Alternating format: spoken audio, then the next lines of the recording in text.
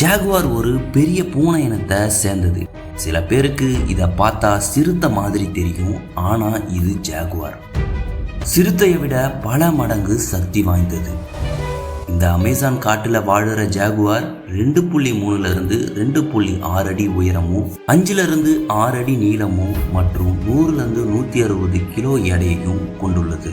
அதோட தசைகள் ரொம்ப கடினமா இருக்கும். அதோட கம்பீரமான நடையும் அச்சுறுத்தும் பார்வையும் கடினமான கடியும் அதோட எதிரிகளை நடுநடுங்க வைக்குது.